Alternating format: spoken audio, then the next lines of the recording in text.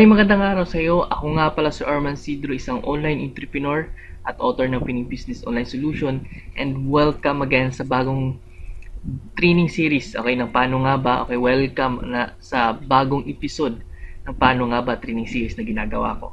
And I hope na nag-i-enjoy ka panoorin yung mga past trainings, and I hope na ina-apply mo yung mga natututunan mo. Okay, kung hindi mo masyadong naiintindihan pa, okay lang yan. Balik-balikan mo lang yung mga training series na ginagawa ko. Okay? And maaari mo kung tanungin, okay? Mag-send ka lang ng message sa akin kung medyo may mga bagay na hindi ka masyado naiintindihan. Okay? And in this video, okay, ituturo ko sa iyo kung paano nga ba mag-build ng successful na Facebook group. Okay? Kung isa kang Facebook marketer, malamang gumagamit ka ng Facebook group ngayon to get prospect. Okay? And napaka-powerful ang gumamit ng Facebook group. Okay? And problema nga lang, hindi lahat ng tao, okay? Hindi lahat ng tao na gumagamit kay Facebook, sa Facebook, lalo sa Facebook group, ay hindi alam kung paano nga ba gamitin ng tama si Facebook group. Okay? Ang iba kasi, gumagawa sa ng Facebook group sa public, private, or secret group. Ginagawa nila, they're adding Facebook user sa group nila. Okay, kahit sino i-add nila pag magkaroon na ng members. And ang problema, okay, ang naging comment doon, okay, wag nyo kong i-add, bakit mo ko ina-add na ganito, hindi ko naman gusto yung group na to. Yung iba sinasabing, wag mo na akong i-add kasi ayoko ng mga group na ganito. Yung iba sinasabing, bakit ako nandito? Okay, parang nagtataka sila. Okay, kasi parang pinipilit rin nila na mapasali sila sa FB group. Okay, and kung ginagawa mo yan, okay, I suggest na itigil mo na yan kasi hindi yan yung tamang paggamit ng Facebook group. Okay, kasi namimilit ka. Namimilit ka in sense na maaring mapikon sa'yo or magalit yung prospect mo or yung target market mo. Okay, so sa video na to, ituturo ko sa yung tamang way. Okay, so I hope na excited ka na matutunan yung ituturo ko ngayon. So, kung excited ka na, gusto mo nang matutunan, kuha ka muna ng ballpen at papel at ituturo ko sa iyo kung paano. Okay? So, kung ready ka na, ituturo ko sa iyo. Okay? So, bago yan, gusto ko muna ipakita sa iyo yung isang Facebook group na ginawa ko. Okay, isang public Facebook group. Tinawag ko tong Pinoy Online Strategy Tips by Arman Sidro. Okay, it has 5,000. Kung makikita mo dito sa right side, meron siyang 5,247 members at may bagong members ngayong week, mga 9 users, Facebook user. And lahat ng tao nandito is hindi ko sila pinilit, okay? Lahat ng tao nandito is sila mismo yung nag-request, sila mismo yung nagsabing gusto ko sumali sa group na to. Okay? And gusto ko sa'yo ituro kung paano nga ba magagawa mo magkaroon ng successful Facebook group. Okay? So, unang-una na tip dapat mong malaman, okay, bago ka gumawa ng Facebook group, napaka-importante na alam mo kung anong purpose ng Facebook group na ginagawa mo. Okay? Kasi maraming purpose yung Facebook group. Okay? At nakadepende yan sa'yo. Okay? So, kung gusto mong mapapublic group, private, secret group. Okay? Tatlo yan. So, anong gusto mo? Public, secret, and private. And, syempre, anong nilalaman ng Facebook group mo?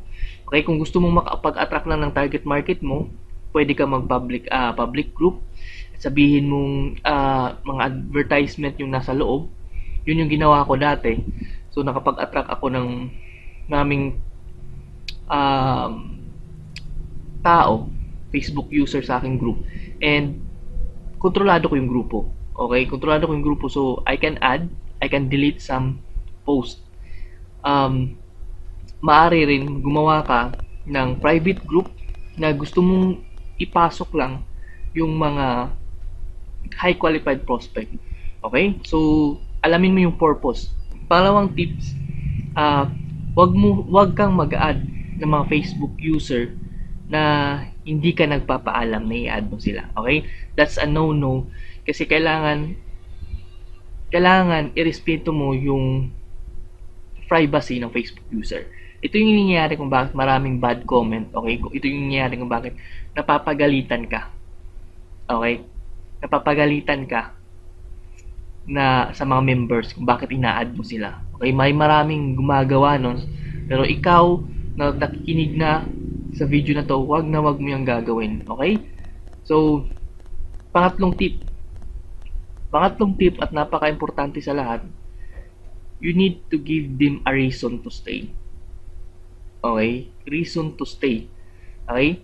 So, ano yung reason nila kung bakit babalik sila sa group mo? Anong reason nila kung bakit pupuntahan nila yung group mo? Anong reason nila kung bakit magre-request sila sa group mo? Okay? Sa akin, nakadepende yan sa purpose mo. Okay, sabi ko nga, kung gusto mo mag-advertise, so yung purpose mo, yung reason na mag-list sila, bumalik-balik sila, dahil free advertising yung group na ginawa mo. Okay, pwede rin yung isang group na ginagawa ko ngayon,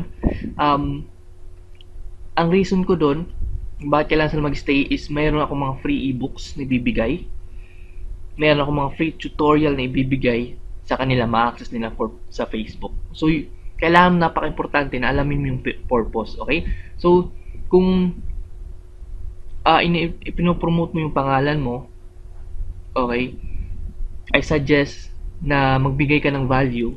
I suggest sa group na yung gawin mo sa group is, kung sariling group yung ginagawa mo, magbigay ka ng mga 80% value.